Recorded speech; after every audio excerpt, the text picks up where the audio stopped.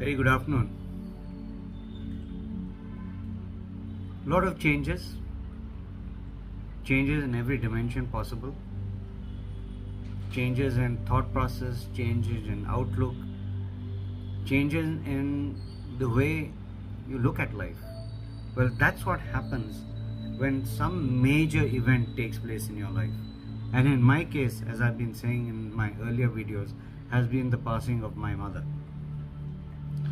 So, having a nucleus of a nuclear family, where it was many a time just me, the old lady, and my four-legged daughter. There's nobody else.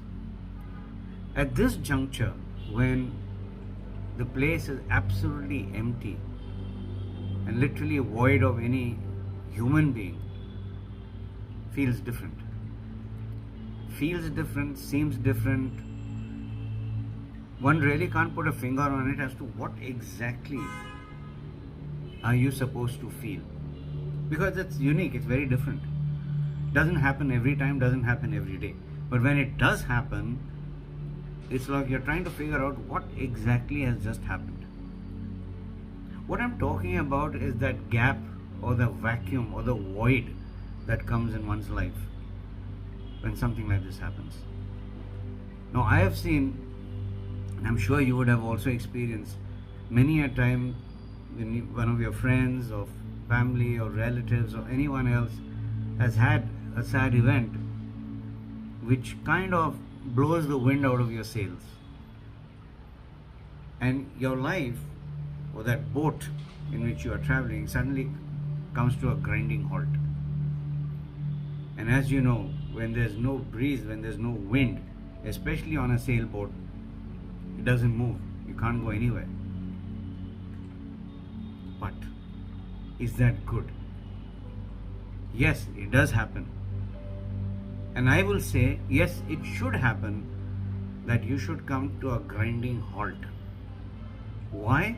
Basically to feel, to assess, to reflect as to what exactly has transpired in the past couple of months, if not years, and how it's ended.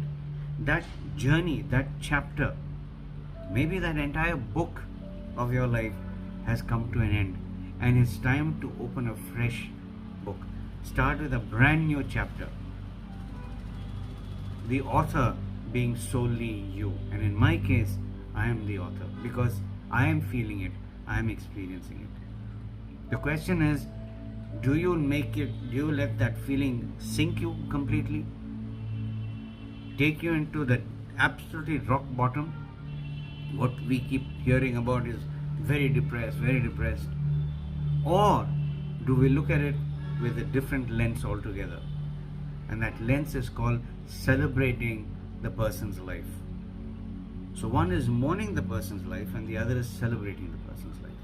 In my case, it is all about celebration, because a complete full 90 plus years of a glorious life has been lived, filled with trials and tribulations, filled with victories, filled with learning, filled with knowledge. Now that is nothing short of a grand salute, and the ability and the patience to absorb all that learning that has been left behind to take. It can never be given to you. It's for you to take.